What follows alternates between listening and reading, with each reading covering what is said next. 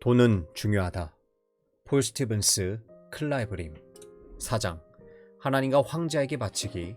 이 원론은 단순하지 않은 종말. 황제의 것은 황제에게 돌려주고 하나님의 것은 하나님께 돌려드려라. 내 견해로는 이 시대 문화 속에서 사는 삶의 문제 전체는 오롯이 예수님의 이 말씀을 이해하기 위한 도전으로 규정될 수 있다. 제이콥 니들먼. 단순하지 않은 이 말씀을 풀어내는 일은 쉽지 않다. 이는 딜레마를 드러낸다. 우리가 지난 장에서 직면한 바로 그 딜레마다. 앞에서 우리는 돈의 기원, 그리고 그것이 신정과 어떻게 연결되었는지 그 역사를 살펴보았다. 그 역사는 종교적 맥락에서 펼쳐졌다. 그리고 우리는 이러한 돈과 종교 간 연관성을 통해 또한 돈이 통치자들과 권세자들 가운데 하나가 되었기 때문에 돈이 중립적이지 않음을 알게 되었다. 그러나 그러한 종교적 연관성이 우리가 돈을 벌고 관리하는 방식에 대해 세상 속 하나님 나라의 일원으로 살아가는 온전한 영적 삶의 일부라고 보장한다는 의미는 아니다. 그렇기 때문에 우리는 마태복음에 나오는 예수님의 이 놀라운 말씀으로 고개를 돌린다. 여기서 그분은 단순히 우리에게 먼저 무엇이 세상적이거나 세속적인 것인지, 즉 황제에게 바치는 것인지 결정하고 그런 다음에 무엇이 거룩한 것인지, 즉 하나님께 바치는 것인지 결정하라고 우리를 초대하시는 것이 아니다. 그러한 성 속의 그분은 수세기 동안 교회를 괴롭혀 온 이원론이라 할 수 있다. 그러한 이원론에 따르면 신문을 보는 것은 세속적이고 성경을 읽는 것은 거룩하다. 사업에 몸담는 것은 세속적이고 교회 위원에 속하는 것은 거룩하다. 식사를 하는 것은 세속적이고 성찬에 참여하는 것은 거룩하다. 집을 짓는 일은 세속적이고 교회를 짓는 일은 거룩하다. 그러나 그것이 전부가 아니다. 이러한 이원론은 사람들이 생각하기에 가장 높은 차원의 서명인 수도사, 수녀, 사제, 목사 같은 본질적으로 거룩하고 하나님을 특별히 기쁘시게 하는 직업을 추구하도록 부추긴다. 우리 두 사람 모두 젊을 때 이런 시각에 어떤 영향을 받았는지는 이미 밝혔다. 그러한 이원론은 하나님의 목적이라든지 돈을 거룩하게 사용할 가능성에 대해서는 언급하지 않은 채 돈을 그저 이 세상의 영역으로 격화시켜버린다. 더 나쁜 것은 서서히 스며드는 이러한 이원론이 두 층위의 영성으로 이어진다는 점이다. 초기 기독교 역사가 가하사레아의 에우세바이우스는 삶의 두 종류의 방식이 있다고 말함으로써 이를 요약한다. 하나는 영적이며 묵상에 헌신되어 있다. 이런 완벽한 삶을 따르는 이들은 하나님을 섬기는 일에 온전히 헌신되어 있으며 그 정신과 영혼은 이미 천국에 있다. 또 다른 방식은 그보다 인간적이며 이 삶을 사는 사람들은 종교뿐 아니라 농사를 짓고 물건을 사고 파는 일을 한다. 이렇게 요약한 뒤 비하하는 결론이 따라온다. 그런 사람들에게는 일종의 2등급 경건이 돌아간다. 우리가 살펴보는 본문에서 예수님은 바로 이러한 이원론을 다루고 계신다. 팔레스타인은 로마의 통치를 받는 식민지였다. 로마 시민이 아닌 사람들에게는 황제 세금이라고 알려진 특별세가 부과되었다. 로마의 직접적 조세 징수는 주 6년 갈릴리 유대 사람들의 반란을 불러일으켰고 이 봉기는 잔혹하게 진압되었다. 혁명군은 성 밖에서 십자가에 달려 처형되었다. 이 일은 예수님이 소년일 때 일어났다. 총칭하여 열심당이라 불린 저항운동은 계속 이어졌다. 황제 세금은 증오의 대상이었다. 민족주의자들은 전면적인 반란을 원했고 적어도 수동적인 저항이라도 하고자 했다. 예수님은 그러한 세상의 사람이었다. 사람이 되신 하나님, 곧 성육신은 총체적이었다. 하나님은 쇠퇴의 첫 순간부터 부활까지 완전한 인간의 경험 전체를 통과하셨다. 문화적으로, 사회적으로, 영적으로, 지리적으로, 정치적으로 말씀은 육신이 되셨다. 그러나 이 경우 식민지 상황을 이용해 예수님을 걸려들게 할 함정이 놓인다. 마태복음 22장 15절에서 22절은 유대 근본주의자인 바리새파 사람들과 점령 세력과 간접적으로 결탁한 헤롯 당원들이 예수님을 시험하기 위해 자기네 제자들을 보낸 이야기를 들려준다. 그들은 듣기 좋은 말로 그분께 기름칠을 냈다. 그들은 예수님이 진실한 분이시고 사람들의 의견에 휘둘리지 않으시며 하나님의 길을 참되게 가르치고 사람들의 사회적 지위에 영향을 받지 않으신다고 말한다. 그러나 이는 그분에 대한 평판을 그대로 옮긴 것뿐이다. 그런 다음 돌발적인 질문이 따라온다. 황제에게 세금을 바치는 것이 옳습니까? 옳지 않습니까? 이 질문은 예수님을 공경에 빠뜨릴 수 있었다. 만약 예수님이 세금 내는 것을 반대한다면 이스라엘 민족주의자들을 만족시키겠지만 그분의 반역적 태도를 입증하는 편리한 증거가 될 것이고 따라서 그분을 제거하도록 로마의 관리들을 설득하는 데 유용할 것이다. N.T. 라이트는 제기된 질문에 취급주의 경고가 달려있다고 말한다. 사람들에게 세금을 내지 말라고 말하면 너희의 마지막은 십자가 위가 될 것이다. 반대로 만약 세금을 내라고 한다면 암묵적으로 로마의 편을 드는 셈이 되어 자신을 따르는 이들 중 일부를 잃을 것이다. 또한 돈을 오직 세속 영역에서만 작동하는 것으로 폄하하게 될 것이다. 로마의 데나리오에는 황제의 형상이 새겨져 있었는데 사람이 형상을 만드는 것이 금지되었던 유대인에게는 모욕적인 동상이었다. 특히 신의 아들로 칭해지던 로마 황제의 형상이기에 더욱 그러했다. 일반적인 상업 활동을 위해 로마인들은 유대인을 존중하여 황제의 형상이 없는 구리 동전을 주조하기도 했다. 그러나 예수님에게 질문을 던졌던 이들은 예수님의 대답에 아무 대비도 하지 못했다. 예수님의 대답은 강력했고 거의 언어폭력에 가까웠다. 그분은 그들을 위선자들이라고 부르시는데 이는 누군가에게 가할 수 있는 가장 끔찍한 비난 중 하나였다. 우리가 가장 소중하게 여기는 것, 즉 우리의 신앙과 우리의 가치를 건드리기 때문이다. 그런데 그분은 동전을 하나 달라고 하시고는 그 위에 누구의 형상이 새겨져 있는지 말해보라고 하신다. 고대 동전은 동쪽 한쪽에는 신적 인물이나 신이나 황제, 신의 형상이 있고 다른 한쪽에는 세속적 상징이 있었다. 미국 동전에도 한 면에는 우리는 하나님을 신뢰합니다 라고 적혀 있다. 캐나다의 2달러짜리 동전 투니에는 한쪽에 영국 여왕의 얼굴이 다른 한쪽에 캐나다 흑곰이 있다. 여기에서 예수님에게 질문한 자들이 형상을 담은 동전을 가지고 있었다는 사실은 그들의 허를 찌른다. R.T. 프랜스는 말한다. 그들은 황제 돈을 사용하고 있었으니 황제 세금도 내게 하라. 예수님은 이렇게 결론 내리신다. 황제 것은 황제에게 돌려주고 하나님의 것은 하나님께 돌려드려라. 예수님은 무슨 일을 하고 계신 것인가?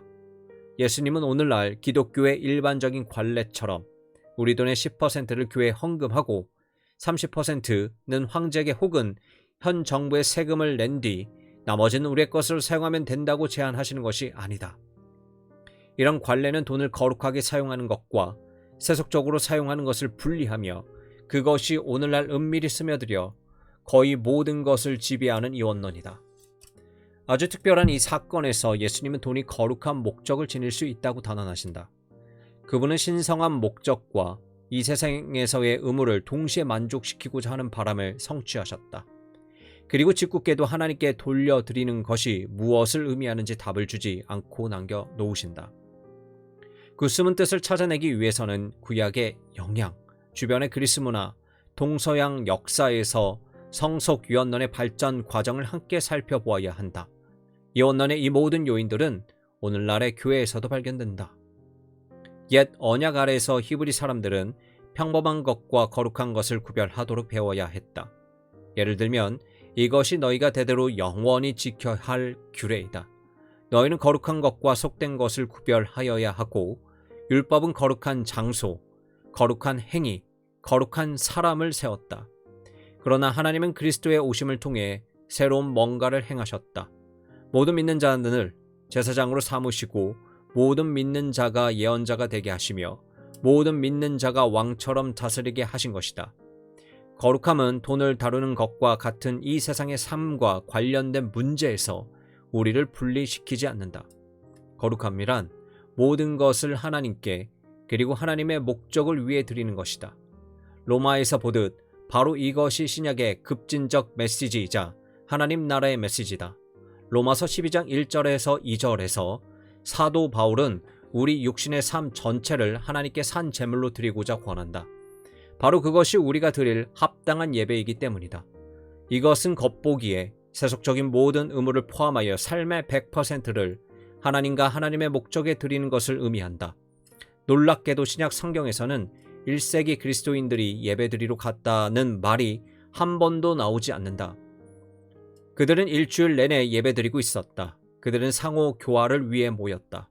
어째서 그들은 삶을 분리하여 사일로 안에 가두기를 거부했을까? 목수 기업가이신 예수님이 오랜 유언론을 타파하고 바가는 일부터 주식시장 거래까지 모든 것이 거룩한 삶의 방식을 들여오셨기 때문이다. 항상은 아니더라도 자주 죄와 섞여 있으며 지금 생애에는 결국 사라질 운명을 지닌 일들조차도 말이다. 사업가, 주부, 예술가, 막노동자, 은행가에게 붙는 2등급 경건 딱지도 없다. 때때로 삶의 모습을 바꾸어 놓는 이러한 관점은 사람들을 유언론적 사고와 생활로 다시 잡아 끄는 중력에 맞서 재발견되어 왔다. 그러나 그러한 관점은 취약하다. 실제로 니들머는 세상적 삶을 종교적으로 만든다는 구실 아래 종교가 세상적으로 되어버리는 것을 피할 수 없다라고 결론 짓는다. 우리는 이 말을 적절한 때에 더 자세히 살펴볼 텐데 이것이 정확히 실제로 일어났던 일이기 때문이다. 돈 사용을 포함하여 모든 것을 아우르는 이러한 급진적 삶의 통합의 종말을 가져온 한 가지 영향력은 주변의 그리스 문화로부터 왔다. 그리스 세계에는 육체는 고귀한 불멸의 영혼을 감싸고 있는 일반적으로 악한 외피, 곧 껍데기로 여겨졌다. 구원이란 몸에서 영혼이 빠져나갈 수 있게 해주는 것이었다. 죽음은 친구였다. 사람들을 육체적 생명의 감옥에서 해방시켜주기 때문에 그리스 세계에서 미래는 영혼의 불멸이었다. 반대로 그리스도인의 소망은 영혼의 불멸이 아닌 육체의 부활이며 새 하늘과 새 땅에서 일어난 전인적인 변화다. 그러나 그리스 문화가 일반적으로 그려내던 인간에 대한 더 높고 더 낮은 이러한 시각은 도시를 감싸는 짙은 안개처럼 초기 그리스도인들의 사고와 영성에 스며들었다. 고대 세계에서 독보적 영향력을 발휘한 철학자이자 아우구스티누스와 서구 기독교에도 심오하게 영향을 끼친 풀토티누스는 영성과 물질주의의 대립을 고전적인 방식으로 진술했다. 현재 삶에 요구되는 즐거움은 음탕한 것을 즐기거나 육체를 만족시키는 것에 있을 수 없다. 땅에 속한 사람은 잘생기고 강하며 부유하고 이 세상에 너무나 적합하여 인류 전체를 다스릴 수 있을 것이다.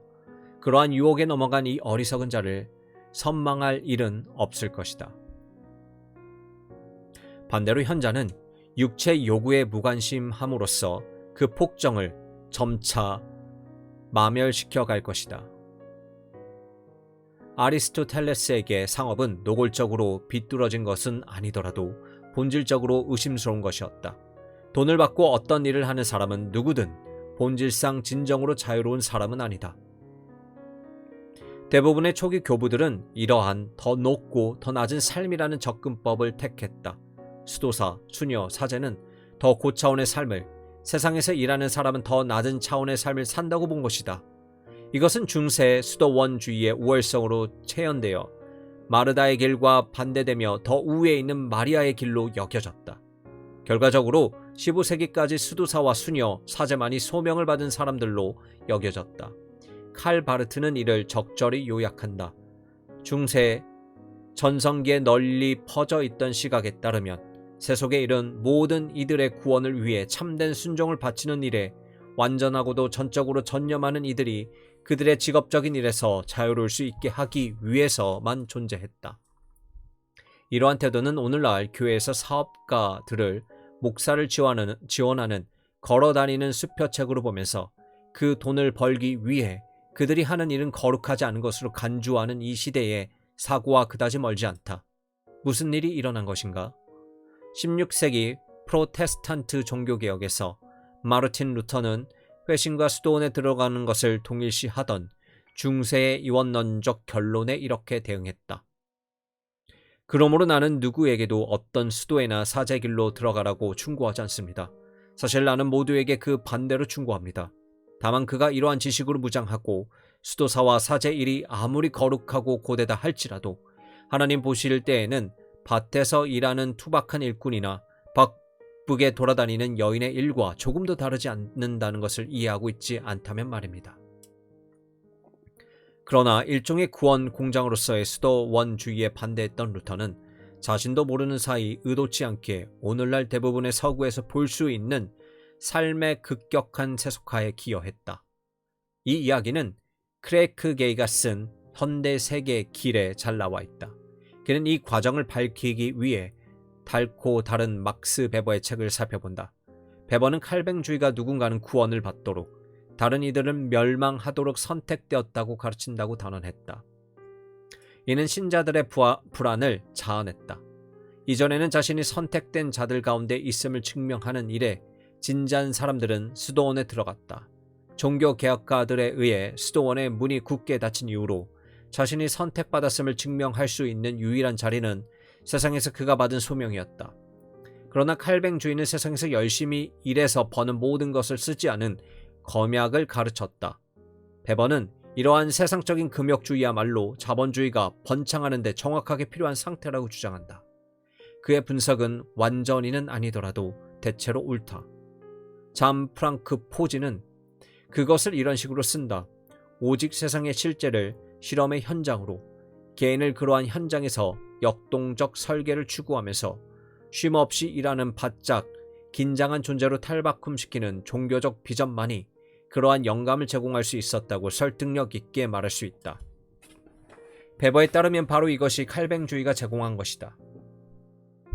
포지는 베버의 주장이 부분적이고 복합적이며 중대하다는 합당한 결론을 내린다. 베버의 논지를 경험적으로 입증하기는 어렵지만 영국의 경제학자 브라이언 그리피스가 언급하듯 프로테스탄트 윤리에 관한 논지는 훨씬 더 일반적인 논지, 즉 경제 전개 과정이 문화적, 종교적 가치와 중요한 방식으로 연결되어 있다는 주장의 한 가지 특징적인 예로 판명된다. 개인은 이에 대해 논평하면서 우리 시대의 상황을 두 가지 방식으로 설명하는 것이 가능하다고 말한다. 한 가지 설명은 실용적 합리성이 어떤 방식으로든 신적이고 종교적 승인을 받았다는 것이고, 다른 하나는 삶에 대한 종교적 이해가 까발려지고 탈마법화됨으로써 실용주의와 자기중심주의가 마음껏 활보할 수 있게 되었다는 것이다. 게이가 말하듯 역설적이게도 현대 기독교 종말에 대한 책임은 대체로 기독교 자신에게 있는 것처럼 보인다. 돈은 이 과정에서 중심적이다. 일과 교환이 탈마법화되면서 돈은 합리적 계산과 회계를 가능하게 했지만 동시에 모든 것을 단순한 수치로 축소시켰다. 바로 이것이 독일 사회 철학자 게오르크 지멜이 그의 방대한 책에서 상술한 내용의 일부다. 어떤 상인들에 대한 말처럼 그들은 모든 것의 가격을 알지만 어떤 것의 가치도 알지 못한다. 이후 청교도들에 의해 상황은 한 단계 더 나아간다. 윌리엄 퍼킨스 같은 초기 청교도는 일과 사욕 둘 다 세속의 선위에 있다고 보았고, 두 가지 모두를 모든 사람에게 주어지는 하나님의 부르심 안에 전적으로 포괄되는 성스러움의 영역에 위치시켰다. 각 사람은 특정하고 거룩한 소명이 있다. 파킨스는 이것을 이런 식으로 표현한다. 통치자는 그의 백성을 다스리고, 사역자는 그의 백성을 가르치며, 의사는 건강을 되찾아주고, 집주인은 가정을 다스리고, 상인은 사업을 관할하는 등 특정한 직위의 수행, 이는 모든 사회에서 하나님이 사람과 사람을 구분하시는 것에서 나온다. 모든 소명은 공공선을 위한 것이며 거룩하다. 아담은 창조되자마자 하나님이 그에게 맡기신 개인적 소명, 곧 동산을 가꾸고 보존하는 소명을 심지어 그 존재의 일부로서 가지고 있었다. 그렇기에 아담의 후손인 모든 사람은 공적으로든 사적으로든 교회에서든 국가를 위해서든 가정에서든 걸어 들어가야 할 어떤 소명이 있어야 한다. 거룩함이나 부르심의 측면에서 사역자, 목회자와 기술자 사이에 어떤 차이도 없음을 볼 수 있을 것이다. 이는 칼뱅이 자신도 모르게 프로테스탄트 설교자에게 특별하고 비밀한 부르심을 부여한 것과 대조를 이룬다. 그는 하나님의 말씀을 설교하면서 그리스도의 상과 죽음을 선포하는 프로테스탄트 설교자에게 이전의 카톨릭 전통에서 미사 집정과 연계되던 거룩함의 후광을 입혀주었다. 내리막길은 그렇게 시작되었다. 그리고 이후 청교도 역시 통합된 관점을 상실한다. R.H. 토니의 연구, 종교와 자본주의의 발흥은 이러한 내리막길을 기록한다. 후기 청교도주의의 정화수에 휩쓸려 덜 계몽되었던 시대에는 사회악으로 비난받던 자질들이 경제적 덕목으로 부상했다. 따라서 종교개혁자들의 의도와 상관없이 서구 기독교 운동은 거의 몰락한 이원론으로부터 이 세상을 개선하고자 애쓰는 이신론적이고 세속화된 이 세상의 종교로 맥없이 이동했다. 리렌트 칼리지 신학 교수였던 클라우스 보큐무얼은 이것이 그리스도인의 신앙과 삶에서 소위 시민적 소명의 중요성을 지나치게 강조했기 때문이라고 지적한다. 한편 대체로 성속의 구분을 지속해 오던 가톨릭 교회는 제2차 바티칸 공의회에 이르러 신앙과 삶의 통합에 관한 풍부한 시각과 자료, 실천을 쏟아내기 시작했고 시카고의 미국 평신도 센터는 계속해서 그러한 자료를 보급하고 있다. 역설적이게도 이 단체가 발행하는 학술제 편집인은 프랜시스 조지 추기경이 재치 있는 말을 인용한다. 미국에서는 가톨릭을 포함하여 모든 사람이 프로테스탄트다. 그가 의미한 것은 심지어 가톨릭 교인들도 이제는 사회 권리보다 개인을 중요시하며 신분 상승의 길을 근면에 의해 닦일 수 있다고 믿는다는 것이다. 따라서 서구의 기독교는 대체로 세속화되었으며 오래된 이원론의 요소들이 상당하다. 어떤 활동과 봉사는 거룩한 반면 더러운 돈을 다루는 것은 그저 세상에서 우리의 삶을 유지하기 위해 해야만 하는 일이다. 그리고 이러한 대체로 이원론적인 기독교를 세상에 가져온 것은 교회 전 지구적 선교를 통해서였다. 물론 예외도 있었다. 세계 어떤 지역은 다른 종류의 영향력 아래 있었다. 동양을 하나의 균질한 전체로 다루어서는 안 되겠지만 동양의 특정 영향력은 서양에서보다 이원론이 더욱 극단적으로 발전하게 만들었다. 물론 모든 선교사가 마음으로 입으로 이러한 이원론을 전했다는 것은 아니다. 초기 중국의 가톨릭 선교사들은 황실의 자리를 잡았고 수학과 과학을 가르치기도 했다. 그러나 일반적으로 그들의 메시지는 두 층위의 영성에 관한 것이었다. 즉 정말로 예수님을 따르는 일에 진심이라면 선교사나 목회자가 될 것이라는 가르침이다. 이러한 태도는 무속신앙, 불교, 유교의 세 가지 부가적 영향력에 의해 심화되었다. 이것은 특히 한 나라에서 사실이다. 한국 기독교는 아시아에서 가장 이원론적인 것이 거의 틀림없다. 폴 조는 한국 기독교를 연구하면서 시작부터 한국은 종교에 대한 열정이 남다른 나라였다고 쓴다. 보이지 않는 신들과 작귀, 조상신의 세계를 믿는 무속신앙이 그 주된 영향력 중 하나였다. 조는 이렇게 지적한다. 한국 무속신앙의 놀라운 특징 중 가운데 하나는 여러 신을 각기 다른 범주로 계층화한다는 것이다. 모든 신들의 우두머리는 하느님이라 알려져 있으며 한국인들은 이 신을 감히 접근할 수 없는 지존자로 여긴다. 그리고 그 아래로 이 체계 내에서 초월적 신성으로 이어주는 다리 역할을 하는 다른 신들이 존재한다. 따라서 조는 무속신앙이 한국에서 목사들의 정체성과 그들이 선포하는 기독교를 형성하는 데 중심적 역할을 했다고 주장한다. 오늘날 한국에서 목사들이 보여주는 많은 행동이 주술사의 행동과 흡사한 부분이 많다는 것이다. 목사를 더 신령한 사람으로 승격시키는 그러한 경향은 성찬식을 반드시 안수받은 목사만 관장할 수 있게 한 대한예수장로회 총회 헌법에 잘 드러나 있다. 목사들은 하나님께 나아갈 수 있는 특별한 능력을 가진 초자연적인 사람들로 간주된다. 두 번째 영향력은 불교다. 본질적으로 불교는 고통을 어떻게 다룰 것인지에 관한 실제적인 철학이다. 지혜와 도덕적 행실, 정신 수행을 추구하는 팔정도 통해 고통의 끝인 열반에 이를 수 있다. 이러한 수행은 세상에서 벗어날 수 있게 해준다. 다시금 조는 한국에서 목사의 정체성이 바로 여기에 심오한 영향을 받아왔다고 주장한다.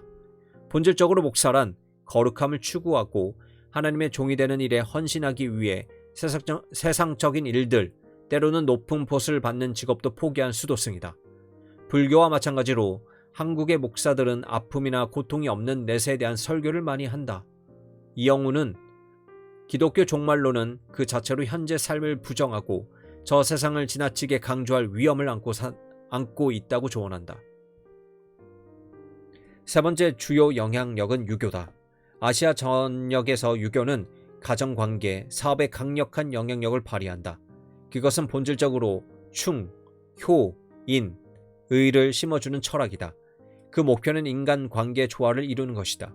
그러나 유교에서 이 조화는 임금과 신하, 아버지와 아들, 남편과 아내, 형과 아우, 친구와 친구처럼 사람들 사이에 위계 질서를 세우고 그에 대한 적절한 역할과 의무를 부여함으로써 이루어진다.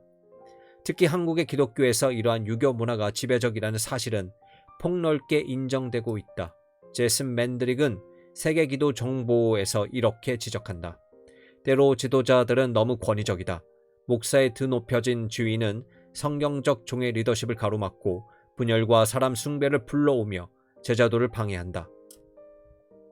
대조적으로 성경적 기독교는 물질 세계가 선하며 사업에 관여하는 것이 목사와 동등한 하나님의 부르심이 될 수 있다고 선포한다. 요약하면 전 세계 기독교인들을 끈질기게 따라다니는 유언론의 근원은 사라지지 않은 구약적 사고와 그리스 철학의 영향, 프로테스탄트 종교개혁 이후 일상의 거룩함이 쇠퇴한 영향, 다른 종교와 철학들의 영향 등 다양하다. 그렇다면 우리는 하나님과 황제라는 동전의 양면을 어떻게 화해시킬 것인가? 어떻게 황제 것은 황제에게 돌려주고 하나님의 것은 하나님께 돌려드릴 수 있는가? 이는 오직 신앙과 삶의 철저한 통합으로만 가능하다. R.T. 프랜스는 마태복음 22장 15절에서 22절에 대한 주석에서 이것은 삶을 거룩한 것과 속된 것으로 엄격하게 구분하는 것이 아니라 오히려 속된 것이 거룩한 것의 우선권 안에 제자리를 찾게 하는 것이다 라고 말한다. 한 번은 예수님이 눈이 성하면 혹은 하나이면 온몸이 그 빛으로 환하게 밝을 것이라고 말씀하셨다. 이 경우 돈은 성례전이자 선물이며 은혜가 된다. 그렇다고 돈을 신격화한다는 의미는 아니다. 예수님은 사람들을 전혀 다른 세계관으로, 즉 삶의 모든 것이 거룩한 하나님의 나라의 세계관으로 들어가도록 초청하심으로써 만몬주의를 다루신다. 성경은 돈이 물질적 은혜와 영적 은혜를 하나로 묶고 물질적 영역과 영적 영역에 동시에 참여할 수 있게 해주는 수단임을 보여준다. 하나님과 황제는 분리되지도 하나로 합쳐지지도 않지만 돈에 관해서라면 모든 것은 하나님을 위해 존재한다. 결국 하나님의 돈이기 때문이다. 그 결과는 하나님 백성들이 하나님 나라의 성교를 위한 새로운 동력을 얻는 것이다. 우리는 황제와 하나님께 바치는 것에 대한 예수님의 말씀을 다루는 제이콥 니들먼의 말을 인용하면서 이번 장을 시작했다. 니들먼은 정말로 이렇게 말했다. 내 견해로는 이 시대 문화 속에서 사는 삶의 문제 전체는 오롯이 예수님이 이 말씀을 이해하기 위한 도전으로 규명될 수 있다. 그러나 이것은 우리에게 한 가지 질문을 남긴다.